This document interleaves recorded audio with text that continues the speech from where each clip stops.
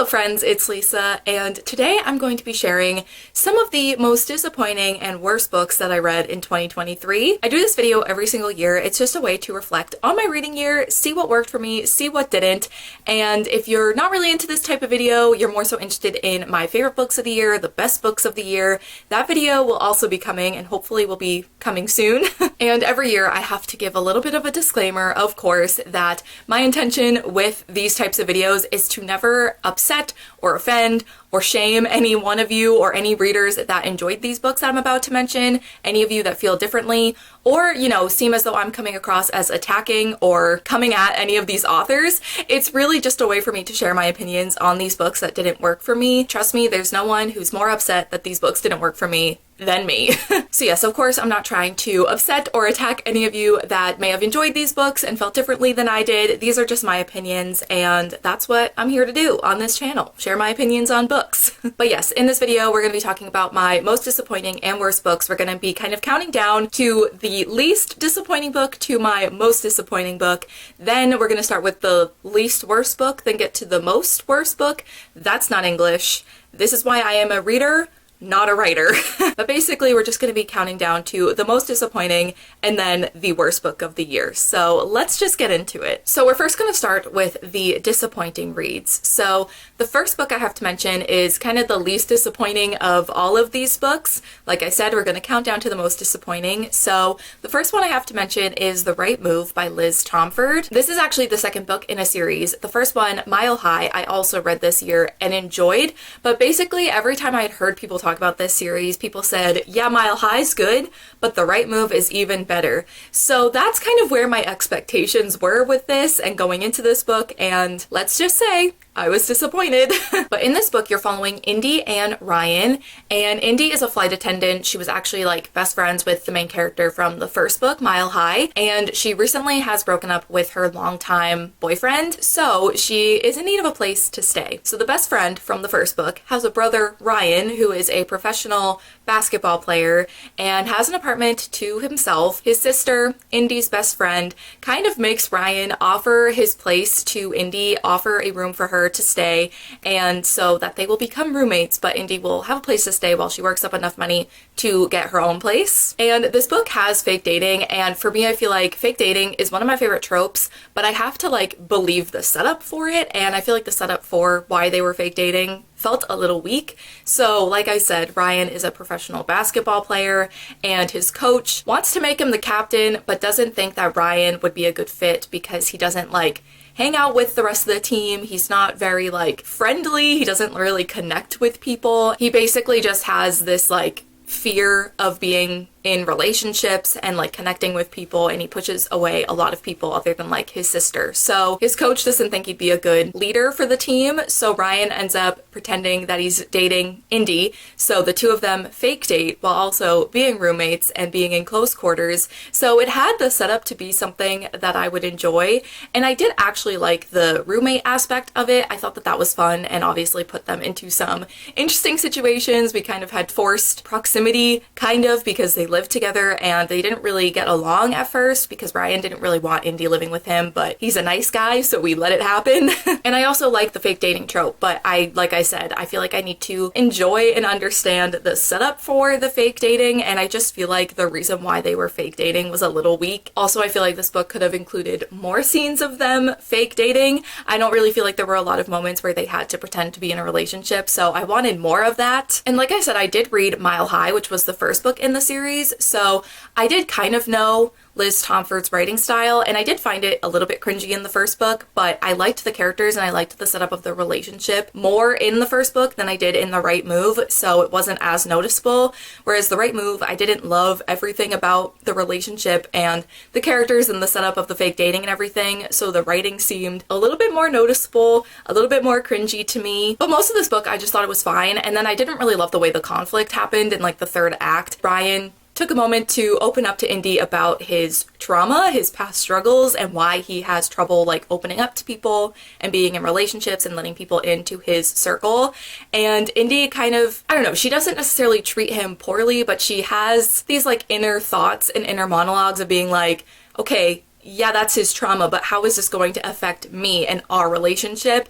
And I'm like, that's not what we should be thinking about right now. You should be being supportive and being there for him instead of thinking about yourself in this moment. And I will say also, like, the reason why he has trouble opening up to people in relationships, it was kind of giving like bad Wattpad fanfic vibes. And I don't mean that in an offensive way, because I'm sure like what happened to him has happened to people. It just seemed a little like out there, a little unbelievable to me, just like a little ridiculous. And then just the way that the characters handled this conflict and this moment of him opening up, I just didn't really like either. So it just really went downhill for me in the end. I think I gave this 3 stars. I think my expectations were just really high because so many people love this book and say it's better than the first one, but I enjoyed the first one more. And I don't know, at this point I don't know if I'm going to continue on with the series. The next book that I have to mention is yet another romance. I feel like there's kind of a lot of romance on this list, which is very disappointing. I feel like 2022 was the year I really loved romance, got into romance, and had so many new faves, and then this year found some disappointing ones. But the next book I want to talk about is The Neighbor Favor by Christina Forrest. So in this book you're following Lily and Nick. Lily is obsessed with this book series, and the author of this series is very mysterious. There's not a lot of information about him,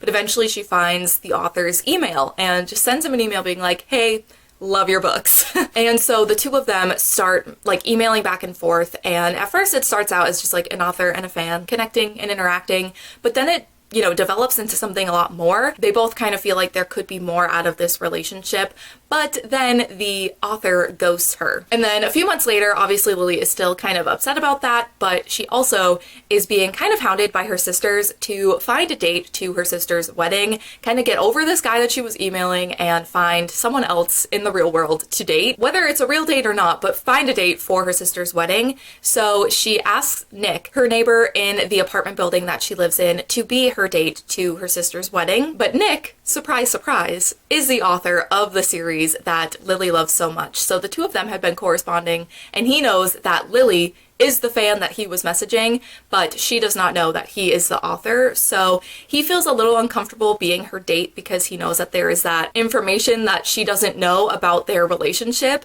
So he doesn't agree to be her date, but he agrees to help her find a date. And I'm not quite sure why in his brain that's better than just agreeing to be her date, but anyways. So yeah, he's just helping her find a date to this wedding. They start to connect. They start to develop feelings for each other, but obviously he knows in the back of his mind that he is the author that she was messaging, and she doesn't know that he is that author. Going into it knowing that Nick was going to know this information that Lily didn't, I was already a little hesitant because I don't love when characters keep information for one another, but I have read another book, The Mistletoe Motive, where there's kind of a similar dynamic, and I was like, you know what, I didn't mind it in that one, so maybe I won't mind it in this one either. And I definitely understood to an extent why he kept it from her at the beginning of the book, but I feel like it went on for way too long. I feel like there were so many opportunities where he could have told her who he was. I just feel like he kept digging himself into a bigger hole by not telling her, and I know that that was part of, the conflict and the drama, but I just didn't like it. It made me a little uncomfortable that he kept hiding that from her. And like I said before, there were those emails between them back at the beginning of the story,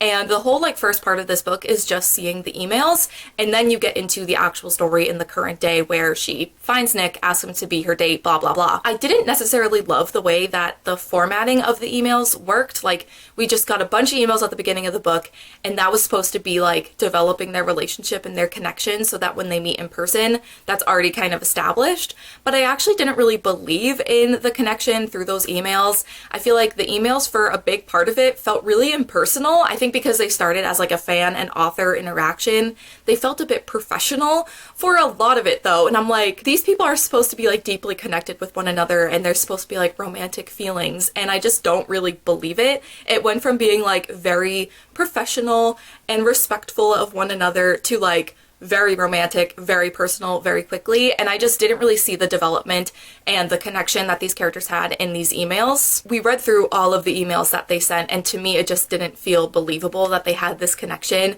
so much so that they would still be affected by it months later after they haven't communicated in a while. And I also think because Nick was keeping this information from Lily, I didn't necessarily love him as a character because I knew he was keeping it from her, and he just kind of irritated me. Again, I understand why to an extent he kept things from her, but again, it it just went on for too long, and it just influenced my enjoyment of his character. I will say I did enjoy how bookish this book was because Lily works in publishing, he's an author, they both love reading and books, and there was a whole moment in this book where they talk about like their childhood favorite books and how they shaped them into the people they are now, and I loved those discussions, but pretty much everything else didn't really work for me. I just didn't really love the setup of their relationship and how it was paced, and I just didn't find their connection super believable. So my next disappointing read of 2023 is The Davenports by Crystal Marquis, and this one really upsets me. I was really excited about it. It's described as like a YA Bridgerton. It's also very loosely inspired by a real family,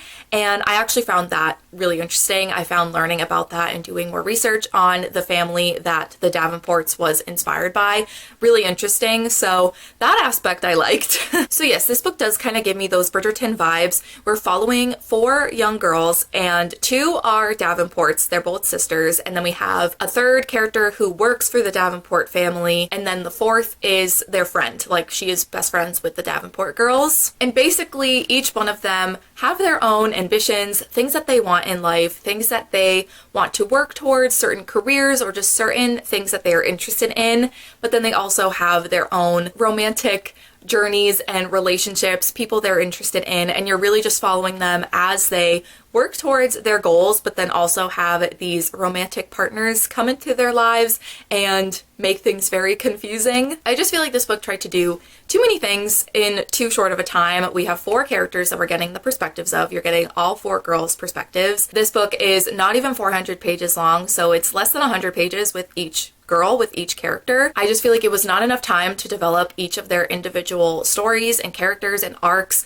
their ambitions, but also the relationship aspect of it. It just didn't feel like enough time. And I also feel like every single perspective kind of followed the same beats, especially once you got to the end. It just felt like I was reading the same thing 4 different times and 4 different perspectives. That especially happened at the end once you got to like the love confession scenes with each of these characters and their romantic interests. It just felt like I was reading the same thing 4 different times in 4 chapters back to back.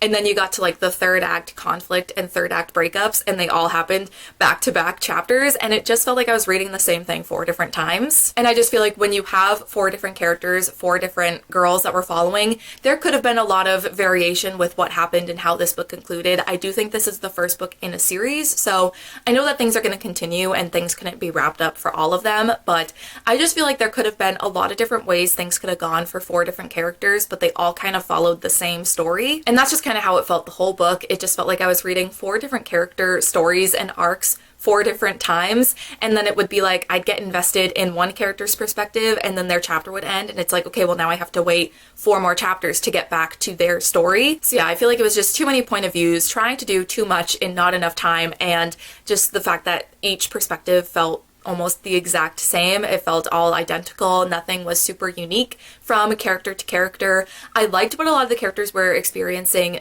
besides their romantic relationships. Some of their interests and ambitions outside of that I found interesting, but this book definitely focused more so on the romance and the romantic relationships that they were getting into, so it just didn't provide enough interest outside of that, and all of the romance just felt the same. So unfortunately, this did not work for me either. So we have 2 more disappointing areas to talk about, and these are definitely the most disappointing because these are both authors that I love and adore, and I just expected that these books were going to be in my favorite books of the year video, not this one. I'm shocked that they're showing up here. So those other 3 books, while being books I wanted to love and I found disappointing, it wasn't necessarily heartbreaking.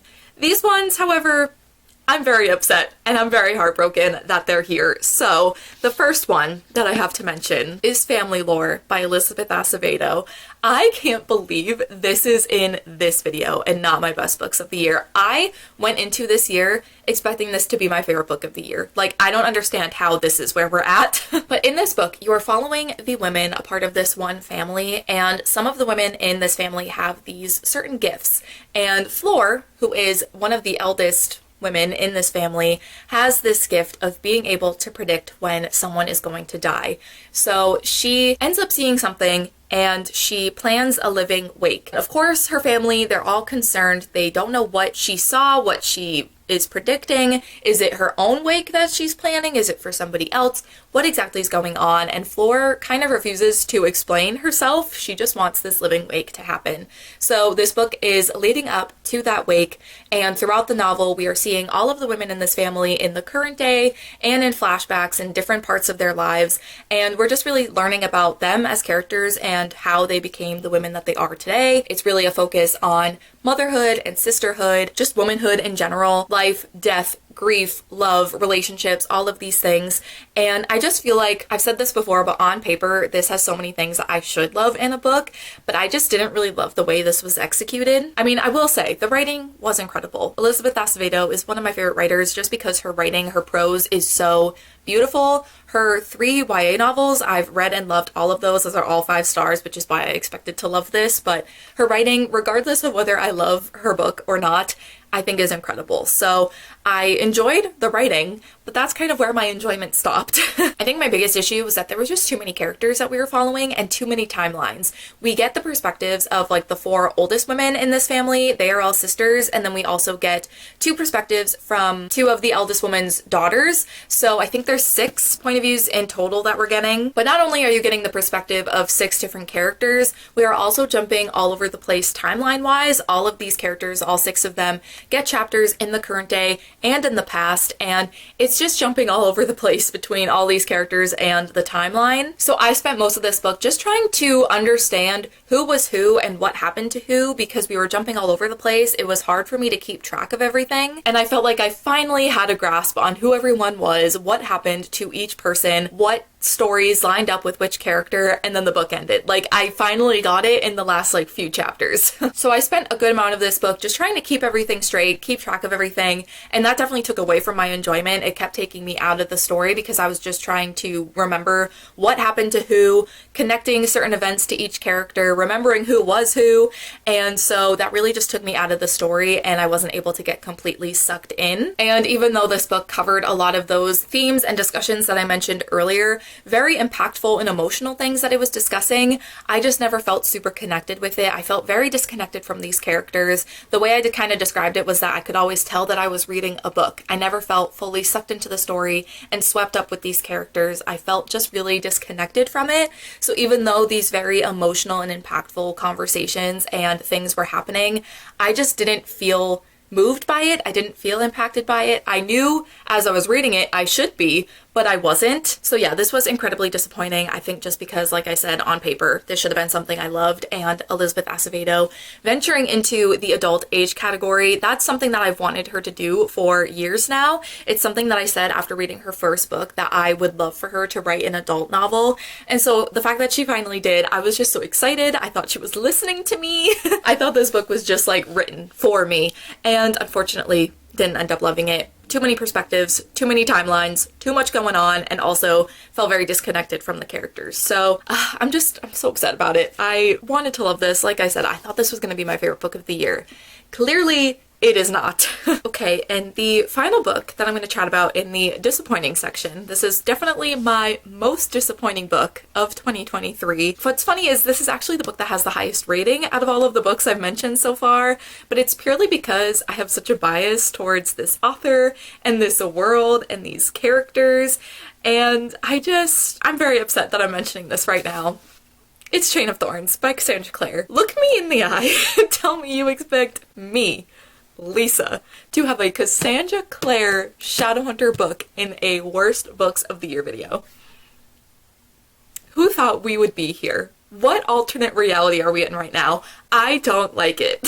So yeah, Chain of Thorns. I did give it 4 stars, which I know it's not a 4-star read. That is me being so generous because I, again, have such a bias for this world and these characters specifically. I love the first books in this series so much. This is the final book in the Last Hours trilogy. Chain of Gold is definitely like one of my favorite Shadowhunter books ever. It's one of my favorite books, just period. I love the start of this series so much, so my expectations for this final book were so high, and perhaps I should have been more reasonable knowing that this book had been pushed pushed off a couple times. One reason was because it was out of Cassandra Clare's control, but one of the times it was because Cassandra Clare wasn't ready, like this book wasn't ready. I don't know. I think the biggest thing with this book is you can tell that Cassandra Clare was definitely feeling burnt out when she wrote this book, and I find that so disappointing because I would have rather have waited like 5 more years to get this book, but get it when she feels good and feels good about the ending and feels good about where she's at with the world and the characters and what's going to happen, than get a book earlier that she clearly was not in the right mindset to be writing. Like, she definitely was feeling burnt out, and you can tell. I will say I did do a whole like hour-and-a-half long vlog on this book talking about all of my thoughts, all of the spoilers, everything in a lot of detail, clearly. So if you want to know like all of my thoughts, I'll have that linked below. Yeah, I don't know. There definitely were moments that I loved. I feel like there were some satisfying moments with the conclusion. There's definitely things that happened in this book that we had been waiting the whole series for, and there definitely were those satisfying moments when those things finally happened, when we finally got a conclusion to these things, or we finally saw something happened. I was just very happy with some of the ways things concluded, but at the same time, I'm convinced Cassandra Clare had a different ending for this series planned out and changed it last minute, and this is what we got. Because I reread Chain of Gold and Chain of Iron right before the release of Chain of Thorns, and she was setting up so many things that just ended up becoming pointless and just didn't end up leading anywhere. And yeah, you could say that maybe she was trying to lead us down a certain path and distract us with certain things, but I just feel like there was intention behind some of these things, and she just completely changed course, which I know happens when you're writing. Things change, you get new ideas, but I don't think it was not new ideas because they were better. I don't know. I don't know what happened when she wrote this book, but unfortunately did not go any of the ways I thought it would, and did not love it as much as the other books in the series and other Shadowhunter books. And what's funny is I was convinced of one specific thing that was going to happen in this book, and I honestly think she had planned to do that thing and then changed course, and you would think perhaps I'd be happy that that thing didn't happen because I really didn't want it to happen. But at the same time, I think it would have made more sense. There were just a lot of decisions that just didn't make sense to me with this book. And we also got to the end of the book and we saw like the villains' like motivations, and we finally understood what they were trying to do this whole time. And I was like, really? Like, that's what we've been building up to? It just felt, again, like she didn't have a plan for where the villains, like where that story was going, and then this is what we got. It just, I don't know. Nothing made sense. Didn't really love a lot of the ways things concluded. There were some satisfying things, but I don't know. I don't really know what happened with this. Even some of the characters were acting out of character for me. I don't know. Like Cordelia throughout this book, there were times where I was like, is this my Cordelia Carstairs? Like, where did she go? What's happening? Also, the unnecessary love triangle. Why? Why does she have to do that every book? It was so stupid.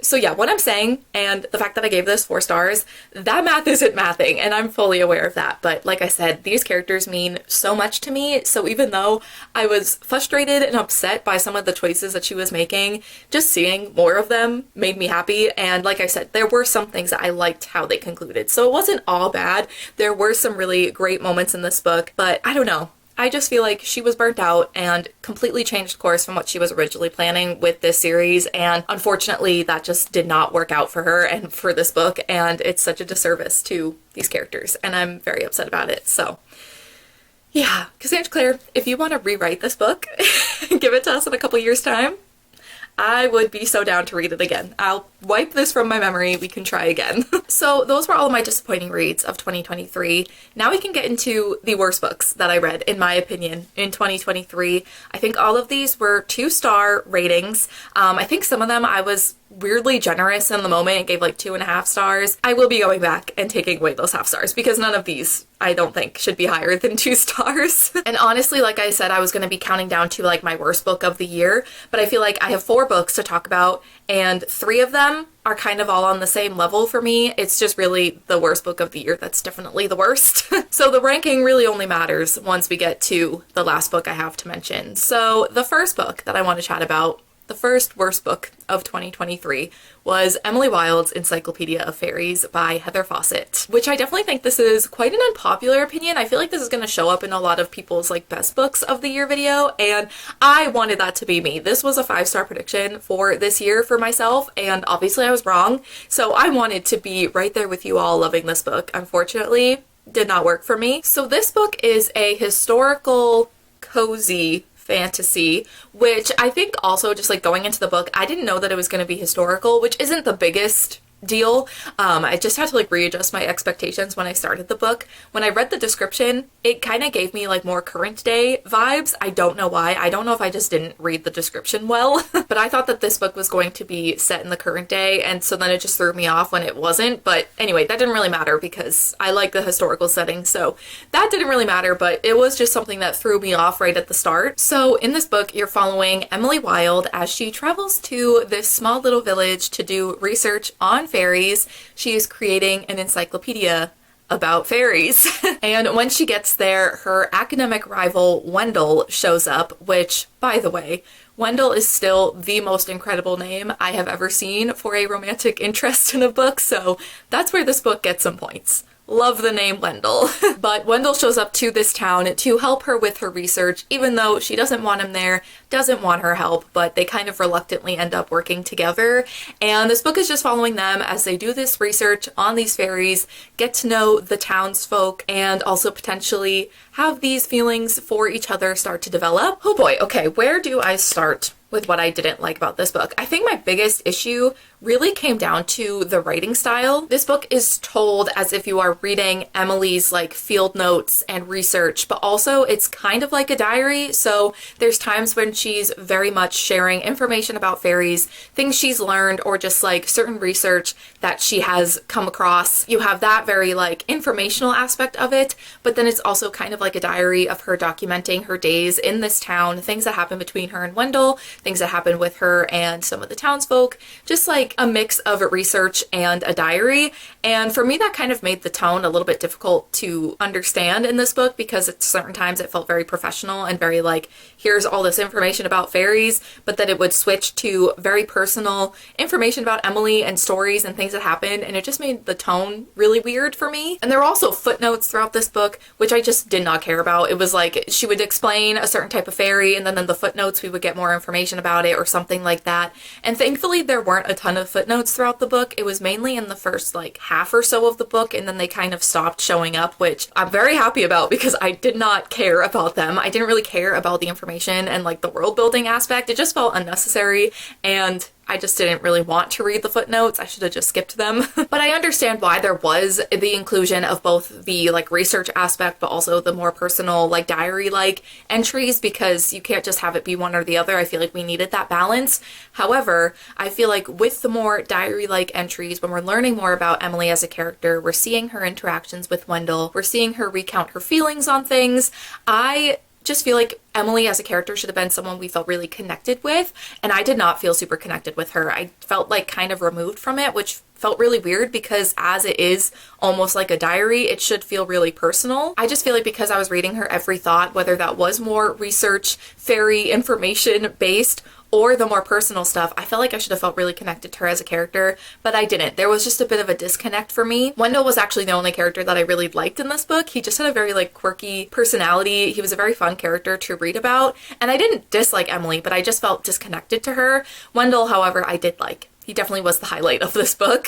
But also going back to the writing, because it was this diary-like writing style, we knew that Emily, after the day's events or after something would happen, she would write it in this journal, and that's what we were reading. So every time these characters were caught in a situation and you would be like, oh no, what's gonna happen to them? You had to realize she was writing about it in her journal, so clearly she got to a point where she was safe enough to write in her journal, so therefore everything was going to be okay. And it just completely took away from any of the stakes in this book. And I know that this book is described as a cozy fantasy, and I know that perhaps maybe that was intentional, that there were supposed to be lower stakes because it is cozy. I just feel like there were no stakes, and I feel like if you're gonna write a book with low stakes, they shouldn't be the situations that these characters found themselves in. It felt like higher stakes, and I should have been more invested and stressed for these characters. Like, some of these situations that they got themselves in were scary, and I felt like I should have been concerned for them, but I just had the realization, like, clearly everything's gonna be okay, and so that made me not care about what was going on. And I just feel like the way that these events were written, it felt like we should have been invested. It felt like I should have been invested what was happening. I should have been stressed, but because it was this diary-like writing style. We knew Emily was writing about it. It completely took away from that investment. Also, this book being a cozy fantasy, I keep putting it in quotes because where was the coziness? I did not think this book was that cozy. And maybe that's just me. Maybe I need to read more cozy fantasy type books to really understand what qualifies what's cozy. But to me, there were only like a couple of scenes that felt relatively cozy. I'm gonna say cozy a lot in the next couple of minutes, so I apologize. There were a couple of scenes where Emily and Wendell would be at the cottage that they were staying at in this little village that felt cozy, but that was pretty much it. It did not feel that cozy to me. So I think my biggest issue was just like the writing and like the tone of this book, not really understanding, is it supposed to be cozy? Are these supposed to be high stakes, low stakes? What am I supposed to be feeling towards anything that's happening right now? I wasn't sure. So that didn't really work. I also really should have DNF'd this book. There's actually a lot of books on this list that I should have DNF'd, but I was bored throughout the whole first half of this book. It took until halfway through this book for like a piece of information to be kind of exciting, but the first half was very boring and I just did not enjoy the first half. And then the second half, when all of these conflicts started, they all kind of had the same note. Even the final conflict at the end, like the biggest conflict of the book, it just kind of felt like it had the same level of investment and severity, I guess, to the situation, that all of the conflict, everything that happened in this book just felt at the same note. Like it just, I don't know, something would happen and then everything would be fine. Something would happen, everything would be fine. It just kind of hit the same beats over and over and over again, and just my level of interest stayed the exact same. It never felt like this book was building up to anything either. And also I just feel like the ending was a little wacky, a little quirky, not really sure where that kind of came from. So I also didn't really love that. Yeah, again, Wendell is kind of the highlight of the book. The romance was cute and I was interested in it at first because it definitely was setting up to be like a slow burn, but I feel like it went from 0 to 100 really quickly, so I didn't really love the pacing of the romance either. So yeah, Wendell was fun, and that's pretty much the only thing I enjoyed about this book. I could see why a lot of my criticisms and the things that didn't work for me could work for a lot of people, so I understand why people enjoy this. I just don't think that these things altogether worked for me. Next up, I have a historical romance that I read earlier this year. I read Cold-Hearted Rake by Lisa Kleypas. This is a very popular author, and so that's why I wanted to check out this book when I did my historical romance reading vlog, but this was definitely not the place to start with this author. I think with historical romance, I want the like aesthetics and the vibes. I don't want the accuracy, especially when it comes to like, I don't know, the concept of consent. I would love to read about that in historical romance, but I don't know, maybe that's an unpopular opinion. But anyway, this book, you are following Devin and Kathleen. Devin has recently inherited this earldom, which still is a word that I feel like I am not saying correctly. It is a weird word to pronounce. But he has inherited this because his cousin has recently passed, and Kathleen was married to Devin's cousin. So Kathleen and Devin's cousin's sisters live in this house that Devin has now moved into with this inheritance, and Kathleen is worried that her and these girls are going to end up being homeless. Devin doesn't have the best reputation, so Kathleen just automatically doesn't like him, makes a lot of assumptions about him, and just gives him a hard time. So he doesn't like her either. So it's like a dislike to lovers sort of story. I hesitate to say enemies to lovers about anything because I never feel like enemies to lovers, they're ever truly enemies. So yeah, they don't like each other, but obviously this attraction between them grows throughout the book. I don't know. It was fine throughout most of it, but I did have a lot of issues with, again, the conversations on consent and just like the communication between these characters. These characters just did not communicate with one another. Whether it was in the more like spicy scenes or not, they were just terrible at communicating, and that caused like all of the conflicts within this book, which just really irritates me. I feel like miscommunication, depending on how it's done, doesn't always bother me, but if it's the leading force for all of the conflict, it just doesn't work. I find it very annoying. But it definitely bothered me more so in the spicier scenes. We would have Kathleen telling him to stop. She would say no. She would kind of resist this wanting to happen, right? But we were in her perspective, and we knew that she was just saying this because she didn't like him. So she was saying no, but she didn't actually mean it. However, I find a big issue with that because she's still vocalizing that resistance. She's saying no out loud. She's telling him to stop, and he's ignoring it. But it's supposed to be okay because we know that she really does want it to happen. I don't know. I would personally want a man to hear that and say, hey, you said to stop, so I'm gonna stop. Call me crazy. So those scenes were very frustrating to read because they were not listening to each other. And I feel like there were even moments when the opposite would happen. He would want something to happen or not happen, and she wouldn't listen. It was just a mess. They were terrible at communicating in every aspect. So then, of course, there's this conflict that happens at the end because they didn't listen to each other. They didn't communicate well. But instead of addressing that problem and having that come to a resolution in the last third of the book, we instead focus on the characters we're going to be following in the second book in this series. Lisa Kleypas decided to spend all of the time in the last third of this book, the whole third act, setting up the characters that we're going to be following in the next book and their relationship. I don't care about that. I'm not reading their book. I'm reading Devin and Kathleen's book. I want to focus on them and their problems and work on their conclusion instead of setting up these characters that I don't really know and don't care about. And I know she's setting it up so that people will feel invested and want to continue on with the series, but it was just too much page time dedicated to these characters that are going to get their whole book anyway. So why are we spending so much time on them instead of the main characters of this book, especially when they need it to work on their communication? I just feel like the author got so swept up in writing about these new characters that we're going to be following in the next book in the series that she forgot she actually had to conclude the main characters from this book story, that Kathleen and Devin needed a conclusion. So like the last chapter, everything was rushed together. They all of a sudden learned to communicate and they were happily ever after.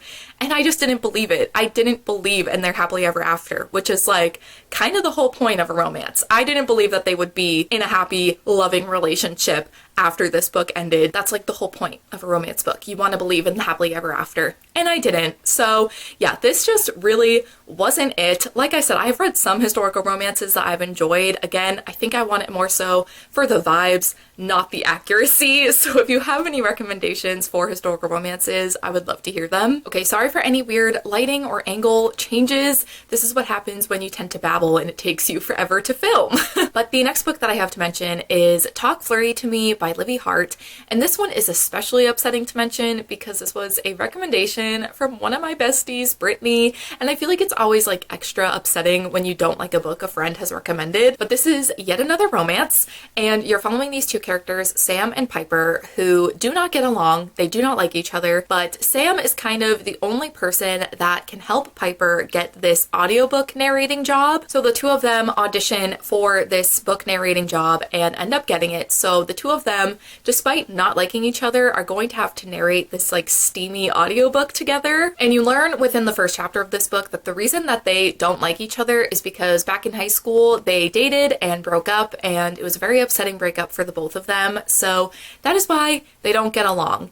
And okay, the description of this book did not explain why they didn't like each other. If I had known that the reason they didn't like each other was because they dated in high school and that this was going to be a second chance romance, I feel like I maybe wouldn't have picked it up. Despite the fact that there is going to be a second chance romance on my favorite books of the year list, I have read other second chance romances that I have not enjoyed. It's typically a trope that just doesn't work for me. And the thing is that their breakup when they were in high school was due to a lot of miscommunication, which they're in high school, they're young. That's gonna happen. I don't necessarily find it annoying that they were not communicating with each other when they were back in high school.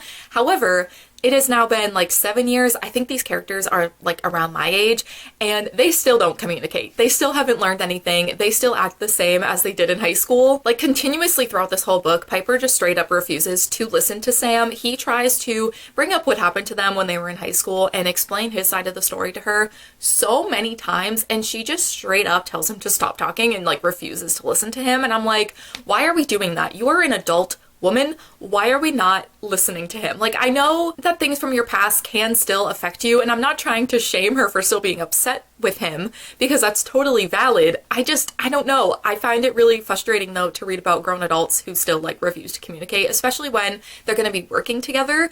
I don't know. I just feel like there had to be some level of communication between them, and there just wasn't. And for that reason, I really didn't love Piper as a character. I found her kind of annoying. And also, Sam, he was fine. Like, I liked him as a character. However, when explaining why they broke up in high school, he does quote Ross Geller and say, "We were on a break." And to me, if you are referencing Ross Geller and using him to back you up, that's a red flag. I do not like Ross Geller as a character. So I don't want characters to be justifying their actions because Ross Geller did the same thing. red flag. And also just like the whole premise of this book is supposed to be that they're narrating this audiobook together. There are literally 2 scenes throughout this whole book of them narrating this audiobook. It is so put on the back burner, it becomes kind of irrelevant to the plot, and it's kind of annoying because I think that that's such a fun premise. That's such a fun idea to have characters that don't get along be narrating this steamy audiobook together, but you just don't even see really any of those scenes. And the reason you don't see any of those scenes is because there is so much else going on in this book. I read this book back in February, so there's a lot of details that I forget, but there were just so many things that this author tried to include and cram into this book, and it was too much. There needed to be some things, I think, edited out, some things cut out. We didn't need Sam running for mayor, but also being a firefighter and also narrating this audiobook, and then also Piper having all this trouble with Sam, and also her mom being pregnant, and also her organizing baby showers, and like, it was too much. Too many things. Too much going on in this book. We needed to keep it more simple, I think. Keep it focused on the audiobook narrating. I would have much preferred that. So yeah, too many plot points, too many things going on that the actual main plot of them narrating this audiobook together got pushed way to the side, and I wanted that to be the main focus. That is an interesting premise to me, so I wish we got more of that. And also, this book definitely had some funny moments, but also I did feel like the humor was a bit forced at times. Like, it kind of felt like they would write a funny line and then be like looking to the audience waiting for the laugh track. Like, it was very clear that some of the humor was forced. So I didn't necessarily love the writing either. I don't know, there was just a lot of things that didn't really work for me with this book, as I've said with all of these books so many times. How many times have I said this didn't work for me in this video? I feel like this happens every year. I say the same things over and over again. So yeah, the second chance romance trope, the miscommunication, the immature characters, the 50 million plot points that took away from the main story, just the writing not being my favorite, made this one of my worst books of the year, and I'm very upset about it. I'm so sorry, Brittany. But speaking of second chance romance, we have finally made it to my worst book of the year, and as you can assume, it is a second chance romance. I think this is just a trope that I should stay away from. So, my number 1 worst book of the year. This is definitely the book that I feel the most passionately about. This is definitely the one that I really dislike. I gave it a very generous 2 stars. I'm contemplating lowering it to a 1 star. Anyways, my worst book of 2023 is Love in Other Words by Christina Lauren. So this book, you are following characters named Macy and Elliot. Macy and her dad, when Macy and Elliot are teenagers, move in to a house next door to Elliot's for the summer. I honestly don't know. Is it a beach house? Is it a lake house? I don't remember. Or is it just a random summer house? I really don't know. But they move in next door and they go to this house during the summer after Macy has lost her mom. It's a way for her dad to kind of try to bring some joy into Macy's life, to have them connect, and for something for them to look forward to after Macy's mom has passed. So once she moves in next door to Elliot, they spend a lot of these summers together, and this book is told in dual timelines. We see a lot of flashbacks to when they were younger, when they were teenagers, growing up throughout the years, spending all these summers together, and seeing them become friends, and then eventually more. And then we also get the current day timeline, and it has been 10 or 11 years since Macy and Elliot have seen and spoken to each other, and this book starts out with them seeing each other for the first time in that amount of years, and them reconnecting and working through what happened to them when they were teenagers to make them not speak for over 10 years. Now, I already know there's gonna be a lot of people who are very upset with me because people love this book. There are so many 4 and 5 star reviews of this book on Goodreads. I actually looked, there's a 4.29 average star rating for this book on Goodreads. So I know I'm in the minority here. But once again, this is a second chance romance, which I knew going into it that it was a second chance romance, and I knew I didn't really like that trope, but I had heard from a lot of people that like, oh, like, I know you don't like second chance romance, but you should try Love in Other Words. You should still give it a try. I think you might like it. So that's why I did. I went into it with an open mind, especially because, like I said, there was a second chance romance that I read this year that I actually loved. So again, I was thinking maybe it's not every second chance romance. Maybe this could be another one that I enjoy. Well, and the thing is, I kind of knew right from the start that this wasn't going to be for me. It was honestly a mostly fine reading experience throughout most of the book, but I really didn't like the characters. I didn't really connect with them. Macy was fine. In both timelines, I thought she was fine. And in both timelines, I didn't really like Elliot, which I know is going to, again, upset a lot of people because a lot of people love him, but he just kind of instantly gave me the ick. Elliot does something, and I won't say what it is, but he does something after seeing Macy for the first time in 10 years, and I'm like, that's a bit of a bold thing to do after seeing someone for the first time and only having spoken once in 10 years. And I'm like, I know for some people it shows that he's like committed to Macy and has loved her all this time, and I just think it is a weirdo behavior. And that happens at the very beginning of the book. So he just kind of instantly gave me the ick, and so I just really didn't enjoy reading about his character throughout the whole book. I just didn't really like him. So didn't really like them as characters, so it's hard to root for a relationship where you don't really like them. And then also, because you are getting dual timelines with this book, you do see them as teenagers, and you see their friendship evolve into potentially a relationship. And here's the thing, I feel like I don't need to read spicy scenes between teenagers as an adult woman. I know teens engage with those acts. I don't know what I can say on YouTube without getting flagged, so I'm just being very careful. So obviously I know teenagers do those things. It's not a big deal. However, this book is geared towards adults, and I'm like, I don't even know if these characters were 18 when we were reading about this happening, and I'm just like, it was just unnecessary. Like, I just didn't need to read that. I didn't need those details. These are children. But then my biggest issue was the conflict. Now, the whole book, I kind of had a feeling on where things were going.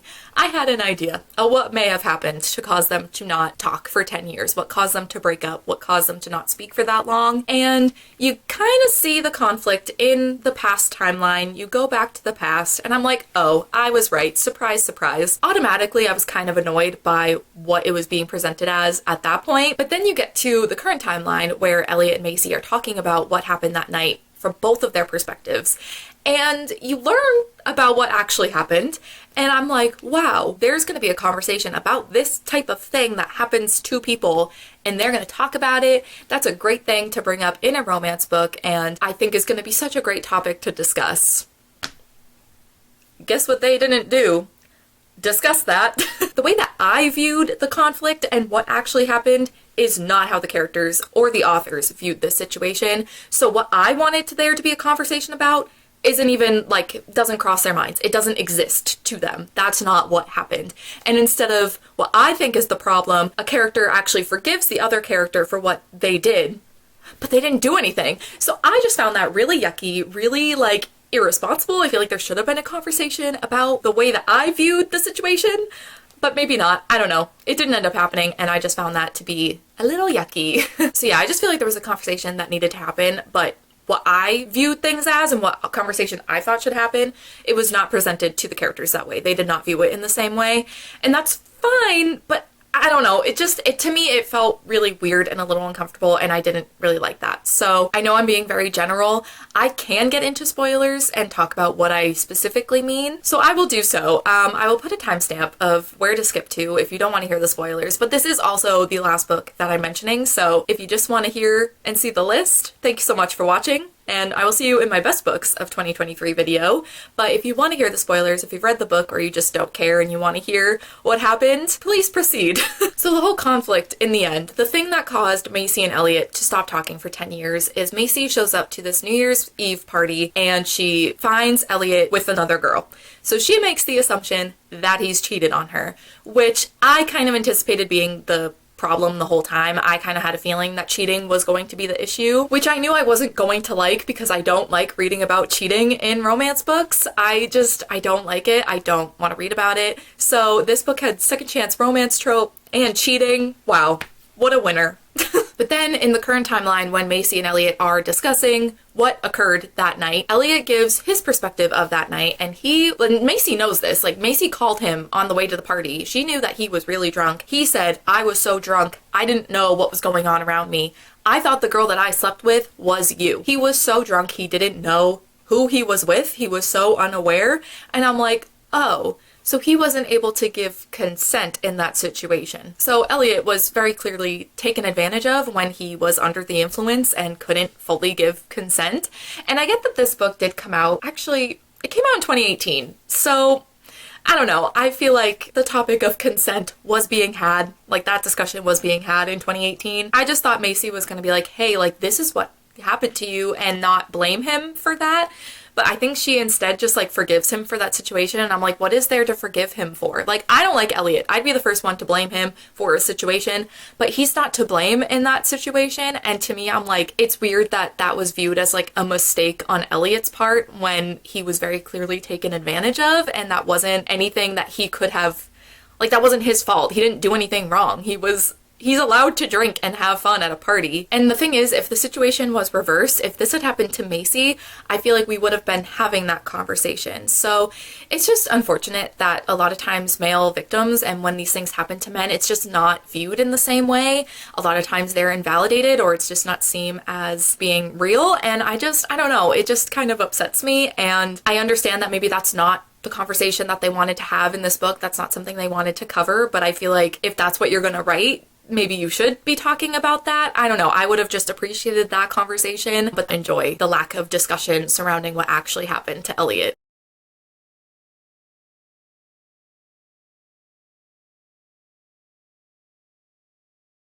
So yeah, this was not a winner for me. Did not like this. Don't know if I'm going to be checking out any more Christina Lauren in the future because this has really put me off from reading anything else that they've written. And I'd like to end talking about this book with Jamie from Jamie's Other Words, be a more negative video, super negative content. However, if you feel the same or if you feel differently, I would love to chat either with you or what your worst book of the 2023 was. But that is actually